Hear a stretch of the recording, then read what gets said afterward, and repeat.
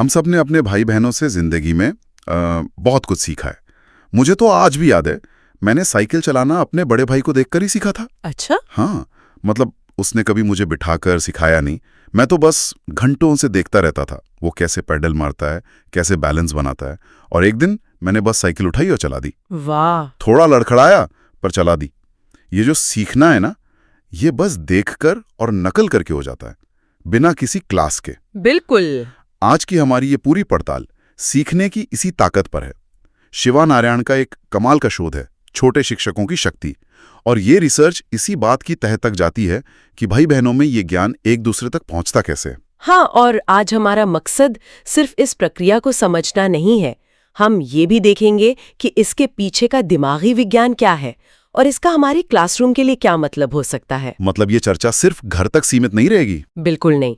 हमारी ये सारी बातचीत तक्षशिला रिसर्च पेज पर छपे एक लेख पर आधारित है, जो इस अनौपचारिक शिक्षा के सिस्टम की कई परतें खोलता है। ठीक है, तो फिर शुरू करते हैं। सबसे पहले ये समझते हैं कि ये छोटे शिक्षक हैं कौन।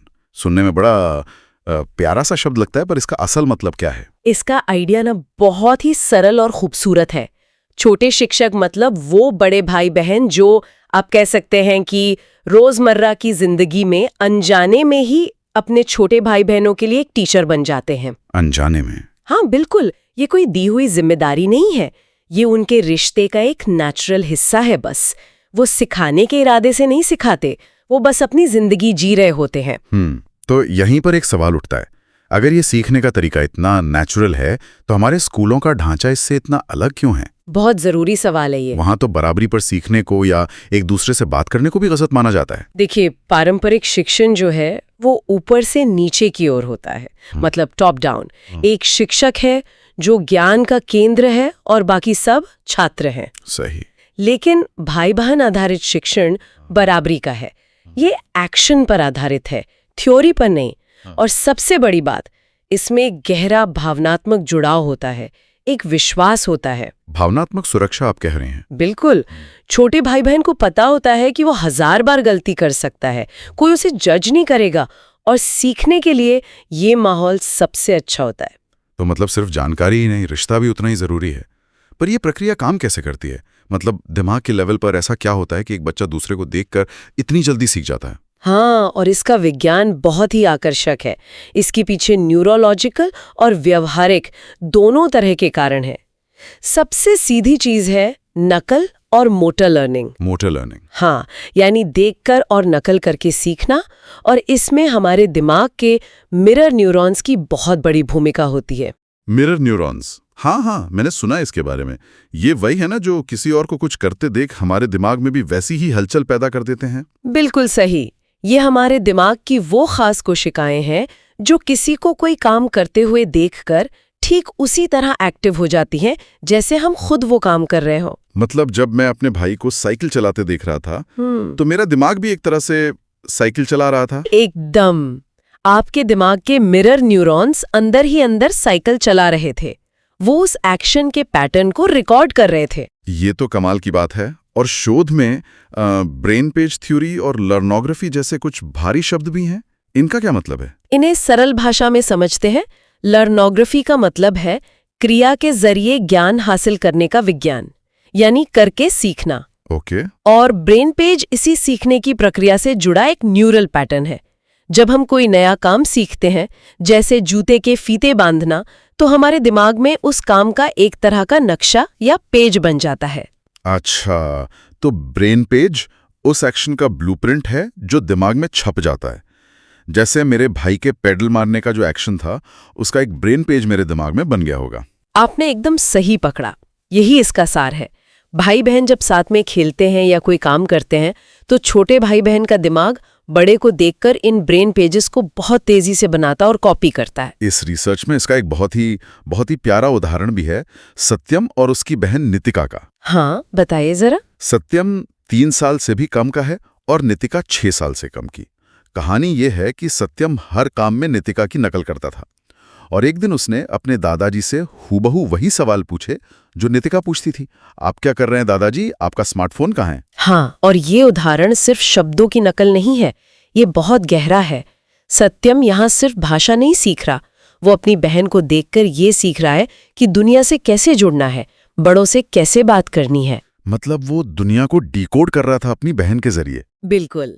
नितिका, जो उसकी छोटी शिक्षक है, उसे अनजाने में ही सामाजिक व्यवहार के पाठ पढ़ा रही है। वाह, तो ये तो साफ है कि छोटे भाई बहन को इससे बेशुमार फायदा होता है। लेकिन क्या ये एक तरफा प्रक्रिया है? मतलब बड़े भाई बहन को सिखाने से क्या मिलता है? नहीं, ये एक दो तरफा प्रक्रिया है और यही इसे और भी शक्तिशाली बनाती है। अच्छा, कैसे? जब बड़ा भाई या बहन छोटे शिक्षक की भूमिका निभाता है तो उनमें लीडरशिप, कम्युनिकेशन, सहानुभूति और जिम्मेदारी जैसे जरूरी सॉफ्ट स्किल्स अपने आप विकसित होने लगते हैं। ये तो है। सोचिए, किसी मुश्किल चीज को अपने छोटे भाई या बहन को सरल शब्दों में समझाने की कोशिश करने से उनकी खुद की समझ उस विषय पर कितनी गहरी हो जाती होगी। लेकिन क्या इसका कोई नेगेटिव पहलू भी हो सकता है? क्या बड़े भाई बहन पर हर वक्त शिक्षक बने रहने का दबाव नहीं आ सकता? मुझे याद है, मेरे भाई ने ही मुझे सिखाया था कि स्कूल के असेंबली से चुपचाप कैसे गायब होना है। ये एक बहुत ही प्रैक्टिकल सवाल है। और हाँ, बिल्कुल हो सकता है।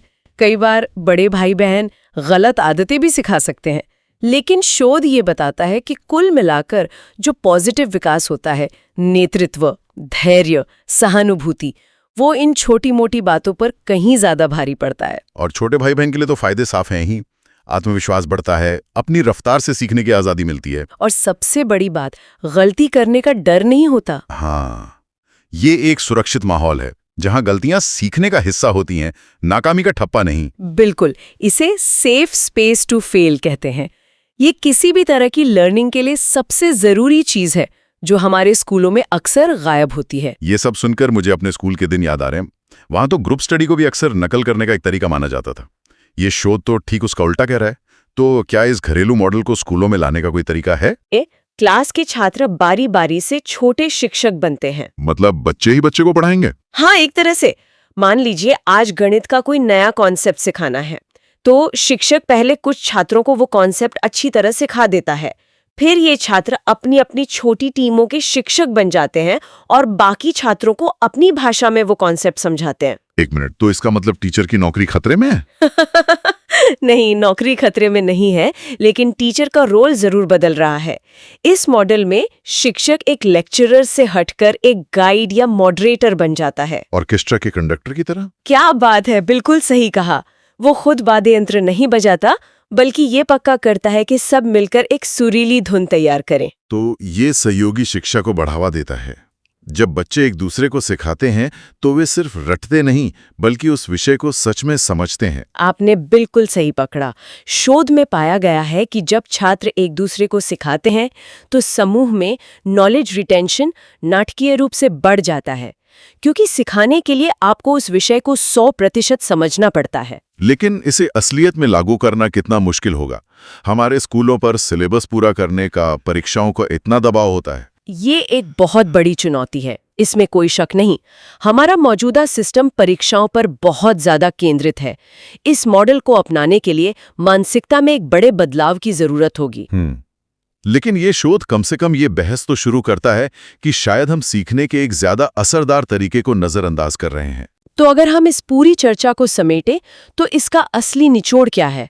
वो एक बात क्या है जो हमें इस चर्चा से याद रखनी चाहिए? देखिए, इसका असली और गहरा निचोड़ ये है कि सीखने का जो सबसे शक्तिशाली और प्राकृतिक तरीका है, उसे हमारी औपचारिक शिक्षा प्रणाली पूरी तरह से नजरअंदाज कर रही है। मतलब?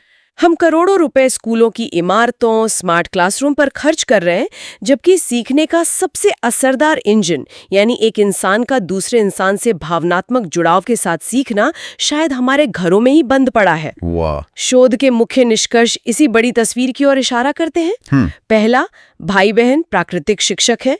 दूसरा, भावनात्मक बंधन सीखने की रफ्तार को कई गुना बढ़ा देता है। और तीसरा, करके सीखना व्यवहारिक ज्ञान के लिए सबसे असरदार है। तो कुल मिलाकर हमारे सबसे बड़े शिक्षक शायद बड़ी बड़ी कक्षाओं में नहीं, बल्कि हमारे अपने घरों में ही होते हैं, हमारे भाई बहन। बिल्कुल। सीखने की इस छिपी हुई शक्ति को पहचानना और उसे बढ़ावा देना शायद शिक्षा की दुनिया में एक बहुत बड़ा और जरूरी कदम हो सकता है। और मैं श्रोताओं के लिए एक अंतिम सवाल छोड़ना चाहूंगी। अगर हमारी सबसे प्राकृतिक और असरदार सीखने की प्रक्रिया बराबरी वालों से सीखने पर आधारित है, तो ये हमारी औपचारिक शिक्षा प्रणालियों के भविष्य के बारे में क्या कहता है? सोचने वाली बात है। क्या हम उन सबसे शक्तिशाली शिक्षकों को नजरअंदाज कर रहे हैं जो पहले से ही हर कक्षा और हर घर में मौजूद हैं? और इससे भी बड़ा सवाल, हमने अपने सीखने के इतने सहज तरीके को इतना जटिल क्यों बना दिया है?